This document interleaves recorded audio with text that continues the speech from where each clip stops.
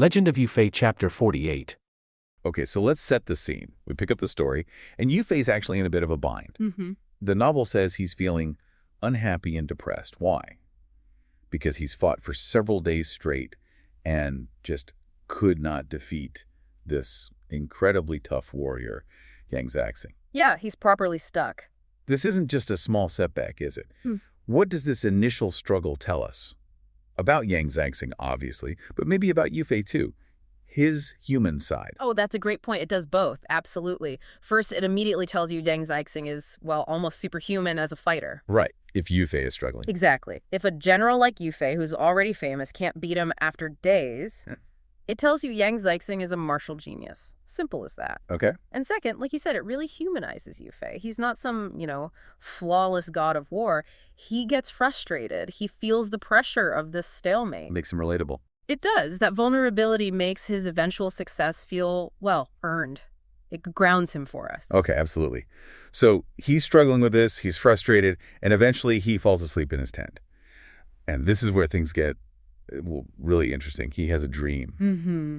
The dream sequence. And this figure appears.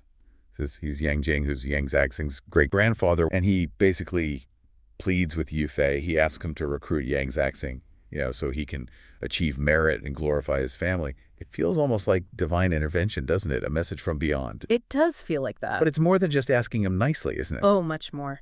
This dream is, it's basically a strategic briefing. Yang Jing reveals the secret sauce.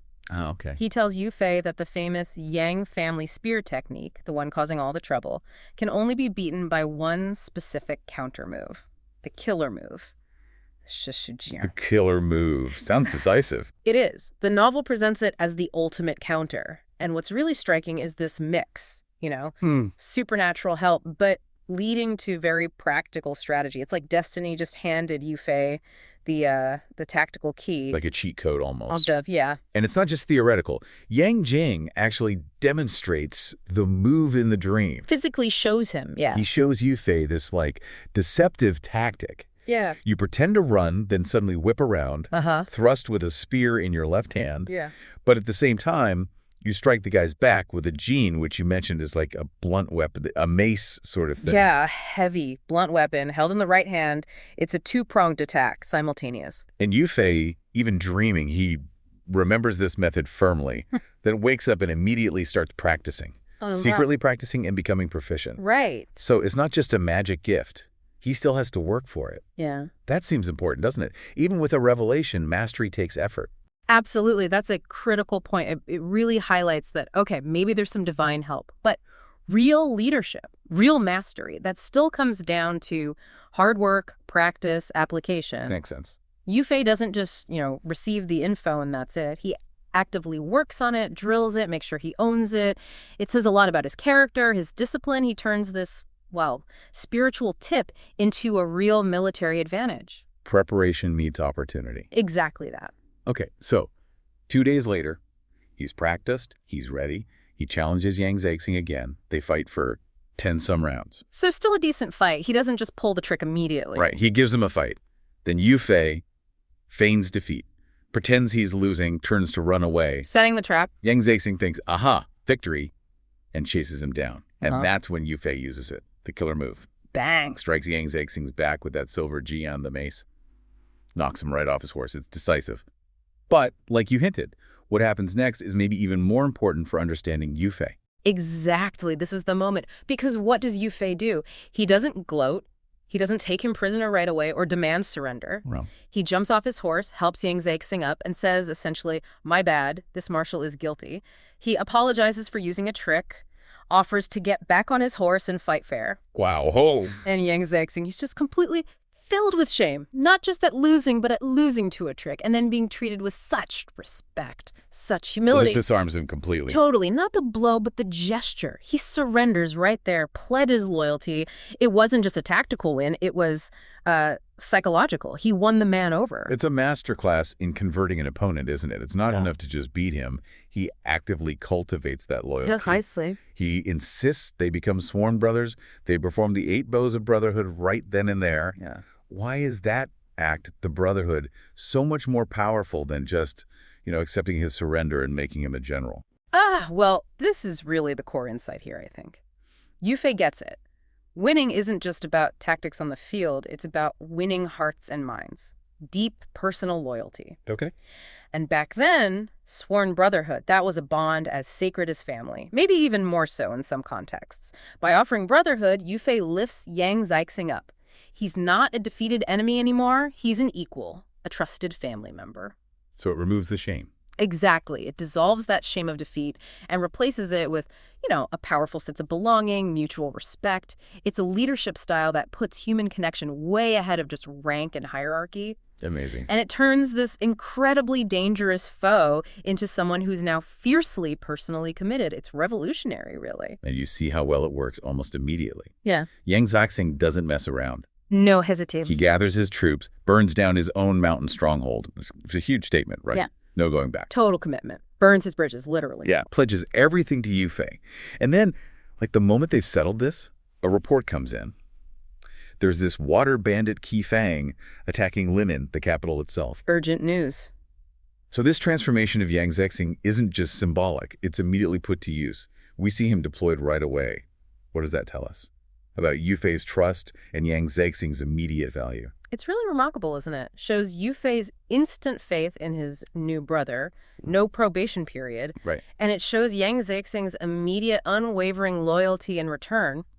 Yufei sends him off with just 3,000 men, which seems maybe a bit small. Yeah, against someone attacking the capital. But what Yang Zaixing does next is just wow. It shows the sheer power Yufei just added to his team. He confronts Qi Fang, they fight 20 rounds, and then Yang Zaixing expertly breaks Qi Fang's horse's head with his Jin that mace again and captures him. Just like that. Swift, efficient. Incredibly efficient. A quick, decisive win. And it doesn't stop there. Qi Fang's buddy, Luo Gang, gets mad, charges in. Only for Yang Zaixing to, as the text says, lightly extend his ape-like arm and just grab him too. Captures him. Effortlessly, it sounds like. Then the third guy, Yeah. Hao Xian, hears his friends got captured, charges in without distinguishing right from wrong, basically, blindly furious. Rushing in. And Yang Zaixing just overwhelms and captures him too. All three, one after the other, in one go. It's almost unbelievable. A showcase of incredible skill and speed. Just bam, bam, bam. It really underlines why getting Yang Zaixing on side was such a coup. Absolutely. It establishes him as this extraordinary warrior in his own right. But then the story highlights Yufei's wider approach again. When Yufei hears the news, he's thrilled, obviously. Calls him a hero of the age. Yeah, praises him for capturing 3 bandits in a single day. Yeah. Says, this gives him hope they can beat the main enemy, the Jin invaders. But then comes the really interesting move, the counterintuitive part. What does he do? He releases the 3 captured bandits. Releases them after they just attacked the capital and invites them into his circle. That seems incredibly risky. It does seem risky, doesn't it? Bandits who are just causing major trouble. What's the strategic thinking there? What's the payoff? And what are the risks he must have weighed? Yeah, exactly. Well, that's a very sharp question. And this is where you really see Yufei's, his genius, maybe. On the surface, it looks risky, even reckless. But the potential payoff is huge. How so? He's basically trying to replicate what worked with Yang Zaixing. He's building an army not just of soldiers following orders, but of truly loyal followers. So he offers them brotherhood, too. Exactly. He extends the same offer, says basically, look, all my generals, we're sworn brothers already. He invites them into this family. And how do they react? Well, the text says they reluctantly agree at first, which makes sense, Okay. right? They just got beaten, captured, probably a bit suspicious. Mm-hmm. But then it specifically says they quickly see the wisdom in joining Yufei's growing family of generals. They get it. Okay, but the risk of betrayal, that's still there, surely. Well, absolutely. That's the gamble. But Yufei is betting on something else. He's betting on the power of, belonging, respect, having a shared purpose. Creating a different kind of culture. Exactly. He's creating this culture where loyalty isn't just demanded because of rank, it's earned. Through personal connection, mutual respect, making people feel they're part of something bigger, something personal. Like team building, almost. It's fascinatingly modern, isn't it? Like talent acquisition and building team cohesion centuries ago. This ability to bring in different people, even former enemies, and make them feel genuinely part of the team. That's going to be absolutely crucial for what comes next. It really is remarkable. Building an army through personal bonds sounds like something you'd hear in a business leadership seminar today. Right. So, okay, he's had these quick wins. He's built this incredibly loyal core team. Yufei goes back to court. Emperor Gazong is understandably delighted. Over the moon, probably. Promotes Yang Zaixing to imperial commander. Even gives ranks to the newly recruited bandits. But the celebration doesn't last long, because immediately a new threat looms. A much, much bigger one. Yeah, the mood shifts fast. The emperor tells Yufei, right, your next job. Go deal with rampant Yang Mo at Danting Lake. His rebellion has gotten so bad that numerous distress reports are pouring in. This immediately raises the stakes, doesn't it? Yufei's previous victories were brilliant, but they were against, individuals or smaller groups. This sounds different. This is a full-blown crisis, a major rebellion threatening the whole empire. And as Yufei marches towards Chenzhou, the novel makes a point of highlighting his army's conduct. Ah, yes, the discipline aspect. Exactly. It says they are not disturbing even a chicken or a dog, not offending a single hair. Total discipline. And Yufei refuses gifts from local officials, tells them to love the people as their own children. Now, that sounds noble, but is it just morality? Or is there a strategic angle to that discipline, especially when you're about to fight a huge rebellion? Oh, it's absolutely strategic. Hugely important for several reasons. First, public support. An army that behaves well gets help from the locals, intel, maybe supplies, volunteers. An army that loots and pillages. It creates enemies, turns the population against you, maybe even pushes them towards the rebels. Win hearts and minds again. Precisely. Second, internal discipline. A disciplined army fights better. Morale stays higher. And third, it reinforces Yufei's image as a righteous leader, which helps keep his own troops loyal and might even persuade some rebels later on.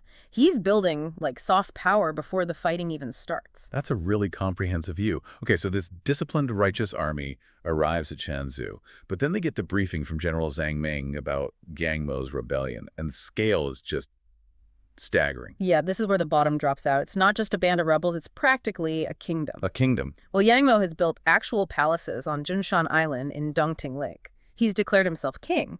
This isn't just a camp, it's a statement. A rival power center. Okay, wow. And Zhang Ming just lays out this terrifying list of who's involved. It's not just Yang Mo. There's his brother, little overlord Yang Fan, described as having the courage to withstand 10,000 men. A one-man army, basically. Sounds like it. Then there's a chief strategist, Kwa Yonggong, so brains behind the operation. There are marshals like Lei Heng and his 5 tigers, his 5 sons, which tells you something about how deep-rooted and family-based this power structure is. Then you've got a Grand Marshal Hua Pufang, naval marshals Gao Laohu and Gao Laolang, crucial for controlling a lake region. So they have land forces, naval forces, strategy. Everything. And the list just keeps going. Leaders of specific stockades, Wang Zuo, Yan Qi, various regional kings who've joined him, Zhang Xiao, Zhang Yi, Kui King, Kuiyan, another strategist, Yu Shangwen, and a vice strategist, Yu Shangjing, another marshal, Wu Shangji, even a powerful local figure called the Changsha King, Luo Yanqing. Good grief, that's not just a rebellion, it's a coalition. A whole counter-state with layers of leadership. Exactly. The fact that your source names all these distinct leaders, that tells you this is sophisticated, organized, deeply entrenched. It's not just a mob. And the numbers. Zhang Ming reports hundreds of thousands of bandits, thousands of generals, vast supplies, countless ships. And crucially, they've already beaten the empire once. A previous imperial general, Wang Xuanfu, tried to suppress them and was utterly defeated. They've got a winning record against the imperial army. They do, and now even Chenzhou, where Yufei is under threat. This isn't just another battle for Yufei. This is a full-scale war against a well-established, powerful enemy that knows how to win. It really puts his earlier wins into perspective, doesn't it? Yeah. Defeating Yang Zaixing or those 3 bandits was tough, but this is something else entirely. Absolutely. You can feel the weight of it when Yufei sighs and says, in just a few years, such a great calamity has been allowed to grow. That sigh says it all. It's not just frustration. It's him realizing the sheer scale of the strategic mountain he now has to climb. This isn't about winning over one guy with a clever move and some brotherhood anymore, is it? Not at all. It raises that huge question. Okay, Yufei's brilliant. He's built this loyal core team. But what happens when that relatively small new force runs up against this massive, organized, battle-tested machine. Yeah. An enemy that's already proven it can beat the Empire. Yu Fei showed he can win skirmishes, build loyalty one-on-one, Right. but this is different. This is state versus proto-state. With huge resources, complex leadership, and a history of success on their side, his sigh isn't just weariness, it's acknowledging the immense strategic puzzle ahead, with him giving secret instructions, hinting that the old methods might not be enough. What gets me right away is how something as simple as an invitation, a dinner invite, becomes the opening move in this incredibly high-stakes game. Life and death, literally. How do you even read that? That's the heart of it, isn't it? Which brings us straight to that first invitation. General Yu Fei, known for his smarts, sends an invitation to Wang Zu for a banquet in Shenzhou. The messenger is his aide, Zhang Bao. Simple enough, right? But when Zhang Bao delivers it, Wang Zu's reaction isn't straightforward at all. He doesn't just say yes or no. It's more like instant apprehension. He flashes back to these advancement strategies he used in the past, things he did to get ahead with Yang Mo, maybe compromises, maybe worse. And suddenly, those past actions feel really dangerous now. He's terrified of what Yang Mo will do if he steps out of line, if he goes to this banquet without permission. So it shows he's caught, really caught between these loyalties. It really does. And that reaction tells you so much about Wang Zu. He's not acting on his own here. His first instinct is run it up the flagpole, take the letter straight to Yang Mo. It shows how tied he is to Yang Mo's command structure, maybe because of those past strategies, He's not his own man in this situation.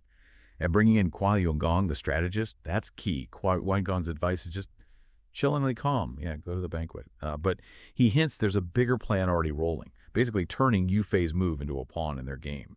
And the way Yang Mo's just trusts Kuai Yongong implicitly, without even asking questions. That tells you about the strategist's reputation. They just know he's got something up his sleeve. Right. So Wang Zu agrees, tells the messenger yes. And then there's this moment where he gives Zhang Bao 12 taels of silver. Could be just custom, could be trying to butter him up, maybe get some info. Hard to say. Meanwhile, Yu Fei starts prepping for a big reception. He clearly wants to impress Wang Zu, project strength and order. Okay, so the next day arrives, time for banquet number 1. Yu Fei lays out the red carpet, basically. An 8-man sedan chair to bring Wang Zu into Shenzhou. That's a serious marker for respect. But what Wang Zu sees on the way in, that's where Yu Fei's subtle game really shows. Yeah, the text mentions this specific detail. As he's being carried through Shenzhou, Wang Zu notices every household lit candles, every door burned incense, all are very orderly. Just a small detail, but it paints this picture of, perfect peace and calm. And that is pure psychological strategy, isn't it? It's not just a nice, clean city. It's a statement. Yu Fei is showing off the stability and prosperity under his rule. Think about Wang Zu coming from Yang Lo's side, probably more chaotic, rebellious territory. Seeing this order, it subtly undermines his own side's narrative. It plants a seed of doubt. Maybe life under Yu Fei is better. It's a classic move using the environment to influence your opponent. We still see it today in diplomacy, business takeovers, anywhere you want to shape perception. So they get to the banquet itself, and Wang Zu tries to steer the conversation towards politics. He starts talking up Yang Mo's military success, claiming they've already got, 2/3 of the territory. He's trying to project inevitability, basically. Exactly, trying to push his leader's narrative. But Yu Fei, he cuts them off, quick and clean. Yishu, we don't talk business while drinking. He uses his generals being there as the excuse, but really he's shutting down Wang Zu's attempt to score points. It's brilliant diplomatic deflection. He keeps control of his own event, keeps the mood hospitable, but sends that clear message. I control the agenda here. It's polite, but firm. And that's pretty much it for the first banquet. Wang Zu leaves early, still nervous about Yang Mo finding out, But the funny thing is, even Wang Zu's own people are impressed. They're talking about Yu Fei's hospitality, how well-run Shenzhou seemed. You can almost see Wang Zu's internal conflict deepening right there, maybe wondering if he's on the right side after all. Okay, so we shift from that slightly tense diplomacy to pure treachery. Wang Zu gets back to Yang Mo, and now the real plan, Kuai Yongong's actual plan, comes out. Yeah, this is where Kuai Yongong's dark brilliance really comes through. He lays out this incredibly detailed, multi-stage assassination plot against Yu Fei. Every step planned. First step, Wang Zu invites Yu Fei to a Qinlanyan, a golden orchid banquet. Now, this is important. A golden orchid bond, it signifies, sacred sworn brotherhood. So using that specific invitation for a murder plot, that's the ultimate betrayal. It's psychological warfare before the first spear is even thrown, turning something sacred into a trap. Then the physical plan kicks in. A skilled martial artist performs, tries to kill Yu Fei at the table. If that somehow fails, Wang Zuo throws a cup. That's the signal for the ambush. 400 spear throwers are waiting. Then, blockades at the gates, furniture, tables, anything heavy, thrown down from rooms above, tiles thrown from the roof. It's intense. And if by some miracle Yu Fei gets past all that, the Lai family's 5 tiger generals are waiting with 5,000 troops to cut off his escape route back to Chan's. Wow. That is... comprehensive doesn't even cover it. Brutal. They've planned for everything. A close-up attack, a signal, a ranged attack, blocking escape, aerial assault, and then a massive interception force. What does that level of planning tell you about how they saw Yu Fei? It tells you they saw him as incredibly dangerous. How? Highly capable, someone you absolutely cannot underestimate. They weren't just hoping for a lucky shot. They engineered a situation where failure seemed almost impossible. It's systematic, almost bureaucratic, this approach to assassination. Chillingly effective planning. And here's a fascinating bit, Wang Zuo's internal thought when he gets these orders. He thinks, Yu Fei, what's so important that it costs you your life? That little glimpse shows his moral struggle, right? Maybe even respect for Yu Fei. He sees the tragedy even as he's forced to be part of it. It makes him more human somehow, even in this awful role. But despite that feeling, he does it. He sends his steward, Wang De, to deliver the invitation for this deadly golden orchid banquet. And Yu Fei's reaction, almost casual acceptance, which understandably freaks out his generals. Niu Gao, his very direct, very loyal general, actually offers his own money to throw a different party. He warns Yu Fei, no good banquet, no good meeting, that classic saying. You feel the dread from his men. But Yu Fei insists on going, why? Why walk into what seems like such an obvious trap? That's the big question, isn't it? Niu Gao is clearly right to be worried. But Yu Fei says he has to keep his word, and he needs to discuss state matters. So is he being naive? Yeah. Bound by some code of honor that's going to get him killed? Or is he playing a deeper game? Knowing Yu Fei's reputation as a strategist, his insistence suggests he knows the danger. He might even be counting on it, seeing an opportunity to turn the tables. It's incredibly bold if that's the case. It definitely takes guts walking into the lion's den like that. So, okay, second banquet time. Yu Fei gets ready. He puts on civilian clothes, a peaceful look, right? But deceptive. He agrees to bring Niu Gao, which turns out to be crucial, and this is key. He secretly orders 2 other top generals, Yang Zaixing and Yu Yut, to have troops ready for backup and interception. So he's not going in blind. He has his own counterplan in place. Amazing foresight. They arrive. Niu Gao makes this loud, rowdy entrance. Yu Fei apparently told him, eat a lot, then stand guard. His rough behavior immediately throws off the assassin's vibe. He's like this disruptive force, totally messing with their plan for a quiet kill. The bull in the china shop, exactly. And that roughness is absolutely tactical. Niu Gao isn't just being rude. He's actively making the situation unpredictable. His sheer presence is intimidating.